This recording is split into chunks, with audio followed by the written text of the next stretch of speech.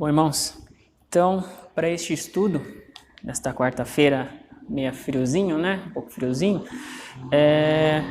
eu trouxe um tema para a gente refletir, para a gente estudar um pouquinho, é sobre a criação. Então, eu dividi esse tema da criação em 3 partes, né? Nós vamos refletir um pouco sobre a criação do universo, a criação do planeta, né? A criação de todas as coisas, basicamente. Vamos refletir um pouco também sobre a criação do homem e também sobre a queda, que ela também está relacionada com a criação do homem, que modifica a vida do homem, né? Mas, então, para a gente, sem mais delongas, para a gente iniciar, eu trouxe um texto, vou citar, na verdade, um texto da Confissão de Fé de Westminster, que é um livro que foi formado depois da Reforma Protestante, né, como bem os irmãos já conhecem, e foi bem elaborado, bem trabalhado, né, pelos teólogos de sua época, e ele apresenta de forma expositiva, ele expositivamente apresenta os temas bíblicos, né, ele apresenta os ensinamentos bíblicos. E na altura do capítulo 4, os parágrafos 1 e 2, a Confissão de Fé ela ensina o seguinte: no princípio, aprove a Deus o Pai, o Filho e o Espírito Santo, para a manifestação da glória do seu eterno poder, sabedoria e bondade, criar ou fazer do nada, no espaço de 6 dias, e tudo muito bom, o mundo e tudo o que nele há, visíveis ou invisíveis. Depois de haver feito as outras criaturas, Deus criou o homem, macho e fêmea, com almas racionais e imortais, dotando-as de inteligência, retidão e perfeita santidade, segundo a sua própria imagem. Então, esse texto que lemos da Confissão, ela expôs, então, digamos assim, uns primeiros capítulos, né, do livro de Gênesis. Então, nós temos aqui um conceito, os ensinamentos desse livro de Gênesis. Então, visto isso, a gente parte para o primeiro tópico, que seria a criação do universo. Bom, em Gênesis, logo no primeiro versículo, né, a Bíblia já inicia com uma declaração. Ela diz o seguinte: no princípio criou Deus os céus e a terra. Isso, primeiro versículo de Gênesis, Gênesis 1. Mais à frente, lá em Neemias, capítulo 9, versículo 6, eu vou fazer a leitura. Está escrito o seguinte: só tu és Senhor, tu fizestes o céu, os céus dos céus e todo o seu exército, a terra e tudo quanto nela há, os mares e tudo quanto há neles. E tu os preservas a todos com vida, e o exército dos céus te adora. Bom, declarações como esta, ela redunda em toda a Bíblia. Em vários pontos da Bíblia você vai encontrar este tema apresentado, de que Deus criou os céus e a terra, que Deus governa, que Deus sustém e mantém, que Deus criou todas as coisas visíveis e invisíveis. Isso está presente em toda a Bíblia. Bom, olhando para um outro lado, existem muitas teorias, né, científicas, filosóficas, sobre a origem do universo. Você pode olhar isso na escola, muitos livros apresentam, né, esse tipo de teoria como se fosse um fato confirmado, como se fosse algo comprovado. Mas a filosofia nem a ciência, elas afirmam, né, que essa teoria de fato sejam verdadeiras, porque por enquanto não passam de teorias e elas não podem ser comprovadas ainda. Mas a Bíblia, ela nos apresenta, ela nos afirma com firmeza, categoricamente, que Deus é o Criador do universo, que Deus criou todas as coisas. Isso não é uma teoria. A Bíblia ela nos revela, ela nos informa, ela nos ensina que Deus é o Criador de todas as coisas e Ele que sustém todas as coisas. Hoje, a teoria mais aceita que costumamos ver, que é a que a origem do universo seria originada do Big Bang, né? Basicamente, ele diz que o universo ele surgiu de uma grande explosão e, a partir dessa explosão, chegamos onde estamos hoje. Então, basicamente, a ideia é de que tudo surgiu ao acaso, por uma explosão. Bom, se a gente tentar imaginar, por exemplo, nós, como seres humanos, o tamanho da complexidade que é o nosso próprio corpo, muitas coisas precisam ser combinadas, ajustadas para que tudo funcione corretamente, né? Se a gente pensar no ar que precisamos para respirar, o ar para encher nossos pulmões, tem o sangue correndo nas nossas veias. Então, tem vários fatores que precisam acontecer para que haja vida do ser humano. Então, acreditar que o universo, que é algo muito complexo, surgiu ao acaso, se torna um pouco mais difícil. Então, podemos dizer que a Bíblia merece muito mais crédito nessa afirmação de que Deus é o Criador de todas as coisas do que a própria teoria da ciência. Então, um ser imenso, infinito, maior do que todos nós, criou todas as coisas e a Bíblia afirma isso. Então, não há nada que possa desmerecer a Bíblia, vamos dizer assim, porque ela nos mostra com firmeza, categoricamente, que Deus criou todas as coisas. Bom, como a teoria do Big Bang é um assunto antigo, se trouxermos para o dia de hoje, nós dispomos de uma tecnologia muito melhor. Nós temos uma tecnologia mais avançada e ainda assim, mesmo observando a teoria do Big Bang antiga, ainda não podemos comprovar se realmente aconteceu de fato nesse formato, né, que compõe o Big Bang. Então, nem a ciência, nem a filosofia tem meios de comprovar como se originou o universo. Mas a gente pode refletir em algo que poderíamos pensar o seguinte. Então, por que muitos homens, principalmente homens da área da ciência, né, eles negam a existência de um Criador, de um Deus que criou todas as coisas? Poderíamos pensar, refletir nesse formato, nessa questão. E um professor, mestre em ciência de uma universidade em Londres, chamado Cristiano Silva Neto, ele deu uma seguinte resposta, ele deu um seguinte apontamento para essa questão.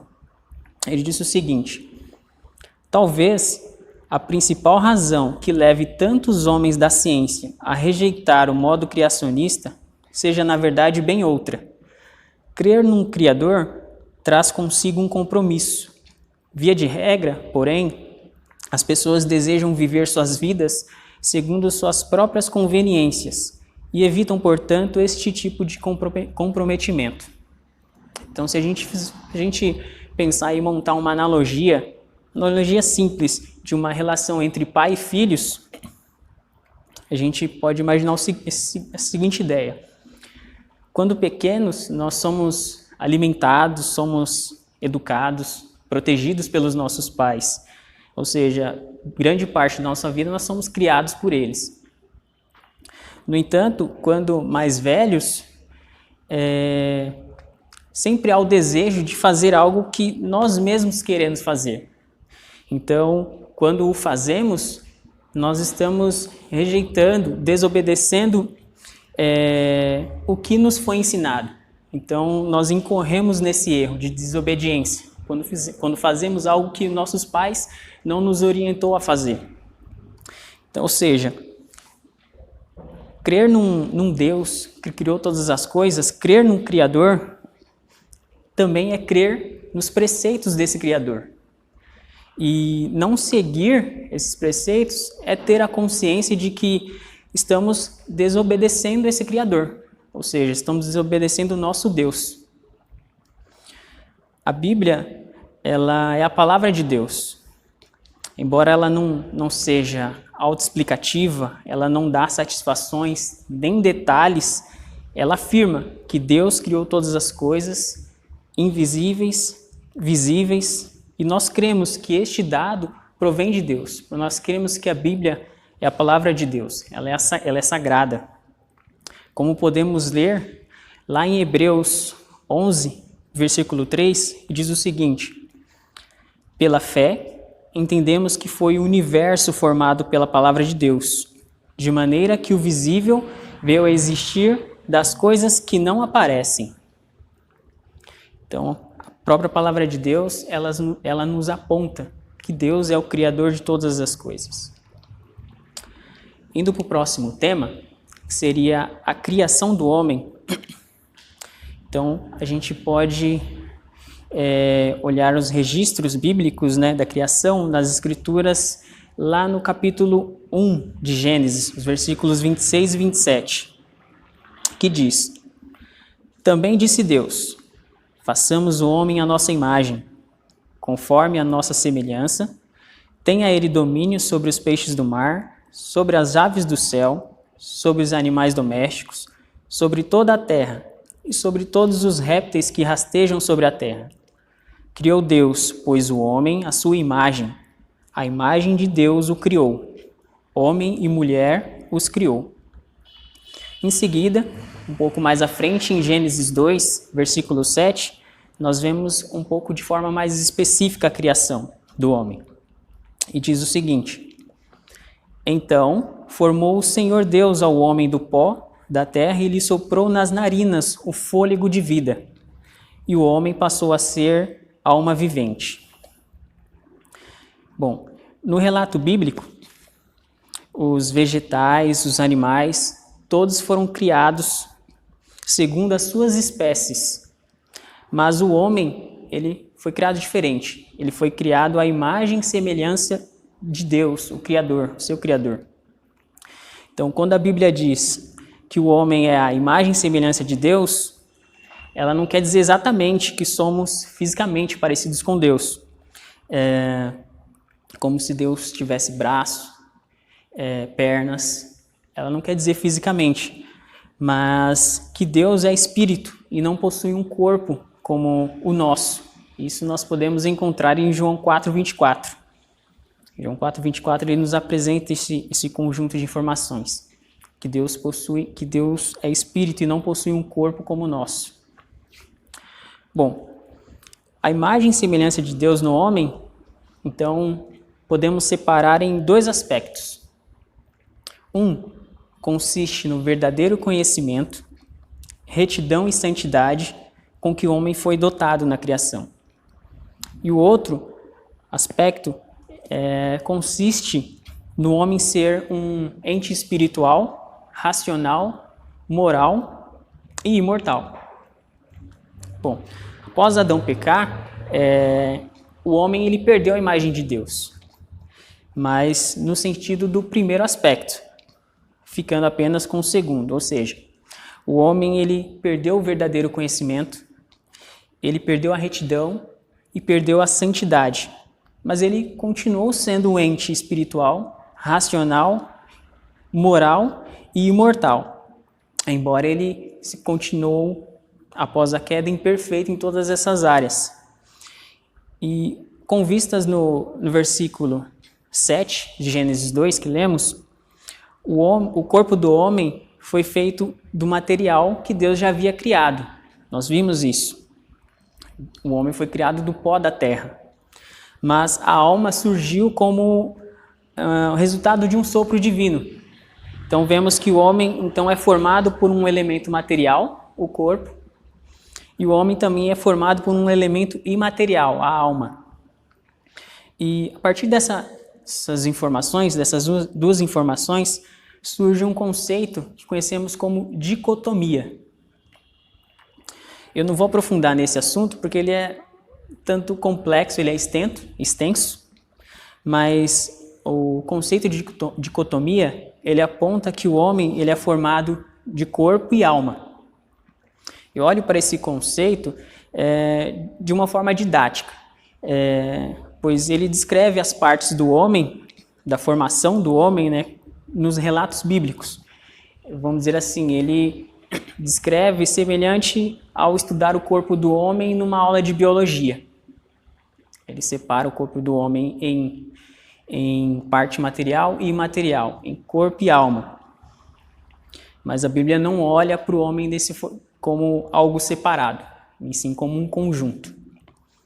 Mas, pulando essa parte, o que eu gostaria de ressaltar nesse conceito de dicotomia é que os antigos também criam nisso, os antigos gregos. Eles tinham essa ideia de dicotomia do homem, só que diferente do que é apresentado na Bíblia, diferente da ideia bíblica. E esse conceito que os gregos tinham, né, vez ou outra, ele aparece em nossos dias, disfarçados em alguns temas, disfarçados em livros, músicas, filmes. Esse conceito pode aparecer. Então, para a gente colocar à vista esse conceito, eu trago uma ideia de Platão, que ele tinha esse conceito de dicotomia firme nele, né? E ele apontava que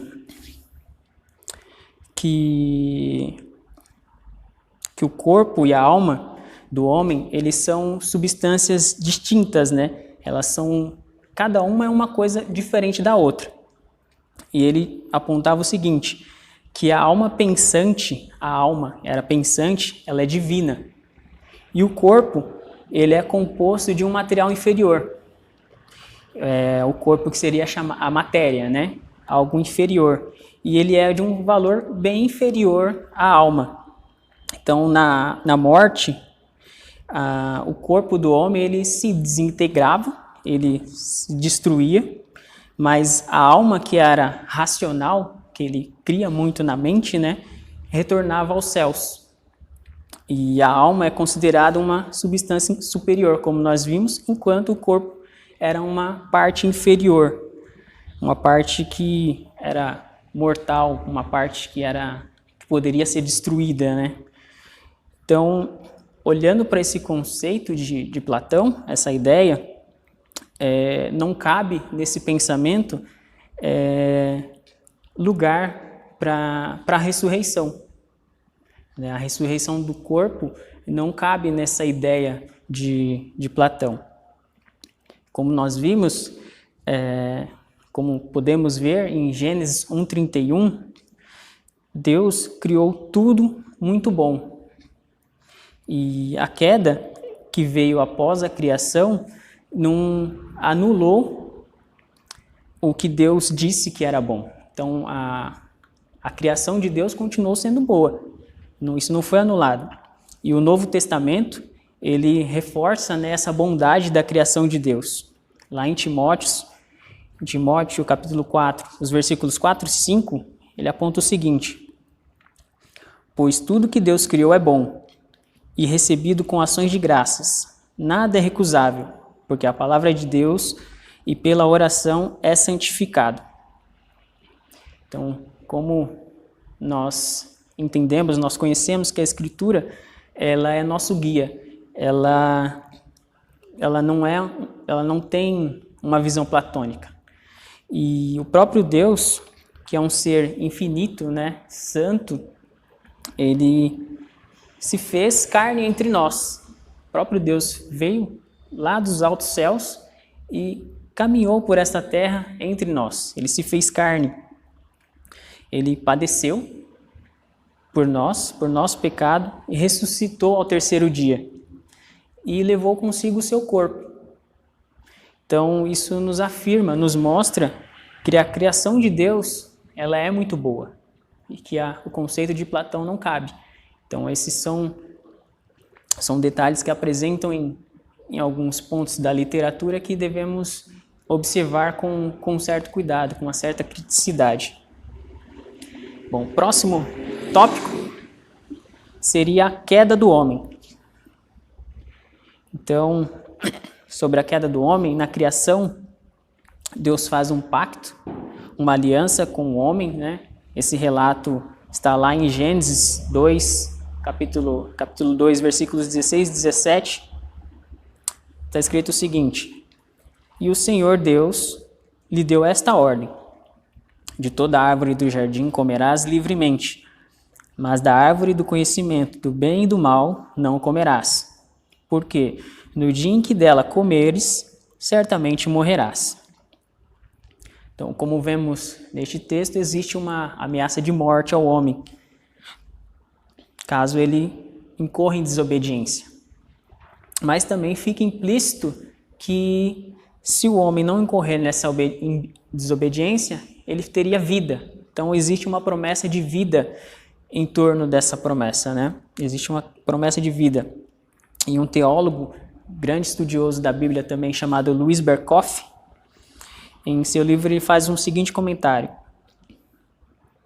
Adão foi de fato realmente criado num estado de santidade positiva e não estava sujeito à lei da morte, mas não possuía ainda os mais elevados privilégios à espera do homem. Ainda não havia sido elevado acima da possibilidade de errar, de pecar e de morrer. Ainda não possuía o mais grau alto de santidade, nem gozava a vida em toda a sua plenitude.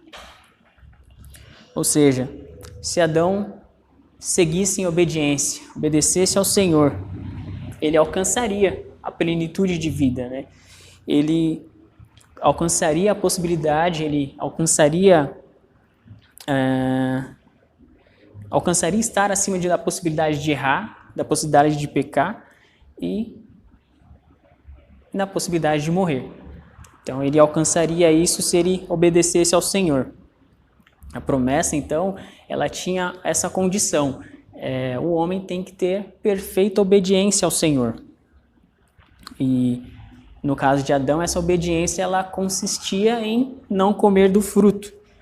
E esse era um teste, então, para provar o homem, né? Se o homem estava disposto a submeter, né, a sua vontade sobre a vontade de Deus. Ele tinha que ser obediente ao Senhor. Mas, como bem sabemos, Adão ele não passou no teste. Adão ele comeu do fruto, ele pecou. Deus havia dado todo tipo de árvore, todo tipo de fruto para ele se alimentar. E mesmo assim ele incorreu em erro, incorreu em desobediência, desobedeceu a Deus. Então ele fez a sua própria vontade. Então ele rejeitou a vontade do Senhor, né? Ele, em vez de seguir o caminho do Senhor, ele seguiu os seus próprios caminhos. Então, por esse motivo, a sentença de morte, né, pairou sobre ele, estava sobre ele, né, e veio acontecer. Bom, um ponto importante de destacar é que a morte, necessariamente na Bíblia, não é só a visão que temos, né, de morte, morrer, né? Mas a Bíblia também ela traz um sentido de separação. Então, o homem ao pecar, ele morreu espiritualmente, ele se separou de Deus. E a morte física veio acontecer depois, mas no primeiro momento, Adão ele teve a sua morte espiritual, ele ficou distante de Deus. Bom, Adão pecando, ele acabou levando o pecado para toda a humanidade, ele arrastou o pecado para toda a sua descendência, porque ele era o representante, ele era o cabeça da raça humana naquele período, e por isso todos se tornaram pecadores quando ele pecou. Bom, o que eu quero dizer com isso? Quero dizer que a escolha de Adão atingiu a todos os homens. Porém, num certo sentido, não podemos pensar que nós cometemos o pecado do pecado de Adão. Não cometemos o mesmo pecado que Adão pecou. Não pecamos como Adão, vamos dizer assim. Não cometemos o pecado dele. Mas o fato é que Adão ele agiu como nosso representante e por essa razão nós não temos escolha nessa ação de Adão. Não temos liberdade de escolha. E uma ilustração que ajuda a entender esse conceito do pecado de Adão é imaginar a independência do Brasil. Quando Dom Pedro ele estava em meio àquela labuta, né, ele proclamou a independência do Brasil, nós não estávamos lá. Quando ele bradou, independência ou morte, nós não estávamos lá. Mas todos nós usufruímos desse acontecimento. Todos nós usufruímos desse efeito, né, desse brado. Hoje nós temos a independência. Caso fosse o contrário, talvez não tivéssemos o Brasil que temos hoje. Seria um período de morte naquele momento. De mesmo modo, a gente pode trazer para Adão. Adão foi o nosso representante diante de Deus. Ele falou por nós naquele momento e a queda de Adão naquele momento, então, foi exatamente a nossa queda. O grito que Adão deu naquele momento, de independência ou morte, acabou incorrendo em morte, né? A independência, o grito dele acabou nos jogando para esse caminho, para a morte. E o apóstolo Paulo, lá em Romanos 5,18, ele escreve em poucas palavras, resumindo tudo isso que eu disse. Ele aponta o seguinte, o apóstolo Paulo: pois assim como por uma só ofensa veio o juízo sobre todos os homens para a condenação, assim também, por um só ato de justiça, veio a graça sobre todos os homens para a justificação que dá vida. Bom, além de herdarmos a culpa do pecado de Adão, nós também herdamos a corrupção moral. Então, por isso nós temos sempre a tendência de cometer o pecado. Nós temos uma disposição para o pecado. Ou seja, nós somos pecadores por natureza.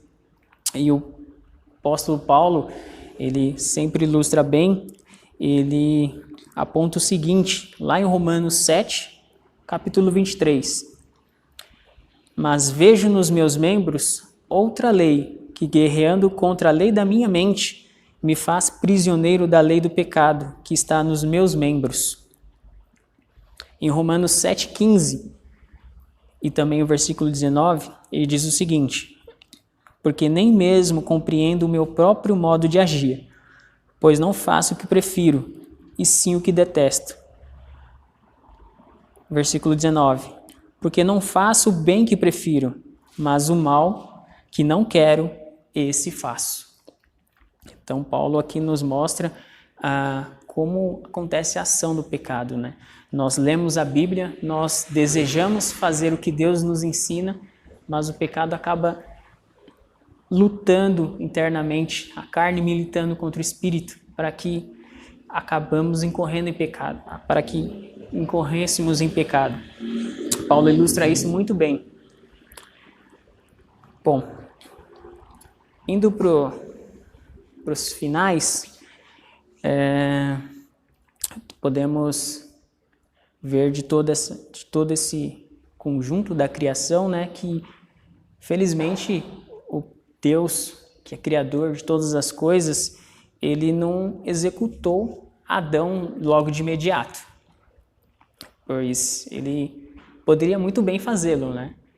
Adão incorreu em erro, pecou contra o Senhor, Deus poderia executá-lo naquele momento, poderia, se quiser, fazer uma nova criação, fazer tudo de novo, mas ele não fez, pela misericórdia que ele teve de Adão, né?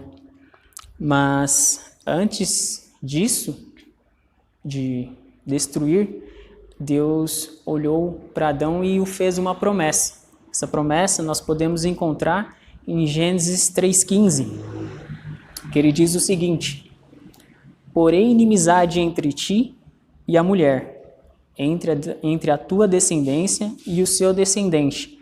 Este te ferirá a cabeça e tu lhe ferirás o calcanhar. Bom, este texto, muitos teólogos e estudiosos chamam de proto-evangelho, o início do evangelho aqui nesse livro de Gênesis. pois ele trata da promessa de que o inimigo um dia seria vencido e o homem um dia seria restaurado à comunhão com o Senhor, né? Como podemos ver,